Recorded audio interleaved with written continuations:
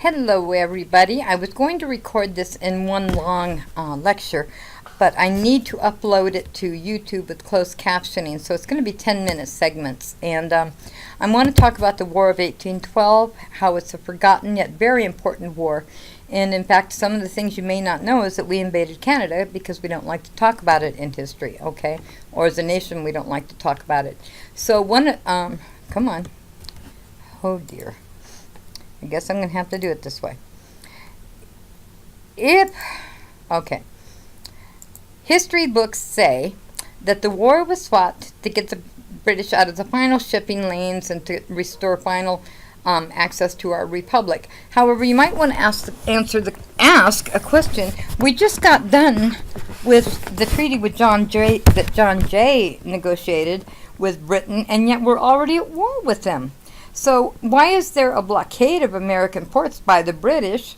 And are they still mad at us? Do they burn down the Capitol for a reason, which, by the way, usually means the end of the war? Burn someone's Capitol down, they're done. But something I've always asked, or that I've asked in History 110 at MiraCosta College, way back in the day when I was here, I asked the question, if it's about the northern shipping lanes and finally securing the Republic out of British hands, why is General Jackson down here fighting the final war in 1815? Well, actually 1814. We took a little trip. So anyway, I endeavored to answer that question. I'm not really a military historian. I don't really like it. But this was a question. And if you have a question like this that seems kind of out of whack, you may want to follow it up. Now, this war, because Britain and France were at war, Russia tries to intercede and become a negotiator. So pray, Mr. Bruin, if you could make up this little difference between us. The wasps and the hornets have stung me so hard. I wish I'd never disturbed their nest. Now, what is the wasp and the hornet? It is our little ships, and also the orders in council, and look that up in the book, and things that really pester Britain. And you'd think that, it's pretty galling that we actually declared war on them again. And the Bruin, Russia says, "Let me unite your hands. Madam Johnny, I've been very friendly since I sent you my fleet to take care of." And Lady Liberty says, "Thank you, Mr. Bruin, but I cannot trust the bull. Though he has promised to draw in his horns, he must be safe, bound to his stake before I treat with him." Okay? So why the War of 1812? And like I said, I asked these questions. Why was the final battle in New Orleans? So in my quest, I looked at schools of thought on the War of 1812. And lo and behold, I found something that was written in 1925 by Julius Pratt that refuted most other reasons, as, the impressments and other reasons that you'll probably see in your book. Historians still debate his analysis, and history texts still treat it separately than the Indian Wars down in the South. Now, the first place I went, looking online, well, no, actually it wasn't, or was it? Yeah, it was, because 1995, we actually had internet back then. The Army Military Online Museum, or Archives, showed this map, the northern frontier of the War of 1812. Lo and behold, they showed the southern frontier, which was down in here, okay, which was not our territory yet. What? Okay, so William H. Goodman argued that southern expansion was the cause of the war, and that was 1941. So this is historiography, how historians have viewed this. In 1989, Hickey wrote 1812, A Forgotten Conflict, and then there was a review by Skaggs in 1989 that said it was erased from military history. And more historiography has been given. The War of 1812 by Carl Benn argues the political crisis in the United States, the annexation of Canada, served to deny help to Indians in open land. So Kennard Latimer argued that South Carolina was a protagonist in the War of 1812. She argued that in 1956.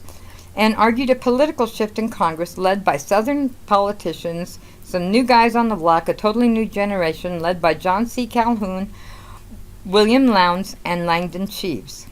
Had a lot to do with the political shift, because political power had been in the South for a long time, but it will emerge very strong or consolidate very strong in the South after this. So and they were dedicated to overturning Republican foreign and economic policies. That these people, actually, these are Republicans, but look in your book. So the causes, as we know in the book, is Britain was impeding our trade. There was impressments, which meant kidnapping sailors, and I've got to look and see how much time I have. And yes, I still have 5 minutes.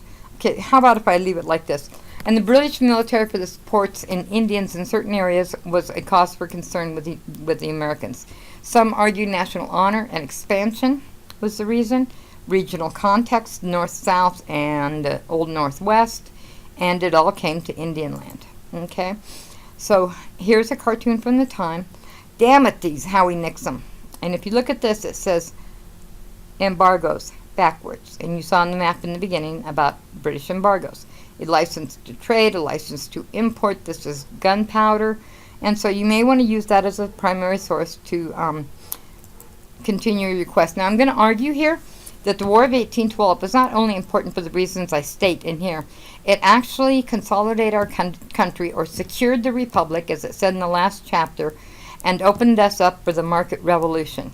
And here is part of the reason. If you look at this that I mentioned a while ago, this is a missing piece. Okay, this is a missing piece of our country. How can we expand over here when we don't have this? And by the way, the Southern Warhawks, and yes, they are the Warhawks, would want this part of the territory not owned yet. Okay, so Madison wins the War of the election of 1812, and kind of inherits the mess. Here is another map of Madison, the winner, and just a little bit of DeWitt Clinton's electoral votes. Okay, the accepted reasons you can see here was the seizure of American ships, insults and injury to American seamen by the British. Outrages at sea took two forms: the seizure and forced sale of ships entering blockaded areas, and France declared a counter-blockade and seized American ships. This is outlined very well in the video that I'm going to put in here to accompany this. It was actually in last week's discussion, but I'm going to reload it. The first 30 minutes are the most important, okay? So the second was the impressment, whoops, sorry about that. Second was the impressments of American soldiers, a pretext to looking for deserters who worked on American ships. So here is another political cartoon. I'm going to actually enlarge this. And this is for the Jacobin adventurers of France. And I love to repeat this. Hey, little Boney, what do you think of Johnny Bull now, eh? Plunder old England, eh? That's where the Canadians get it, by the way. Make French slaves of us, eh? Ravish all our wives and daughters, eh? Oh, Lord, help that silly head to think that Johnny Bull would ever suffer those lantern jaws to become king of old England with our royal beef and plum pudding. Okay, so this was his head on a platter. And let me go back to this. Sometimes I'm going to show up. And the Atlantic Napoleonic Wars to Britain, this was just an adjunct to the British war with France. Okay, it was a pain in the butt, kind of an extra prick to say, oh my God, now we got to fight the Americans, okay? And to Canada, it was aggression and expansion from the Americans. There was a confused objective, and without settling any issues, in the Treaty of Ghent in 1815, I believe it is, 14 or 15. So see how I don't know dates? You don't have to know them either.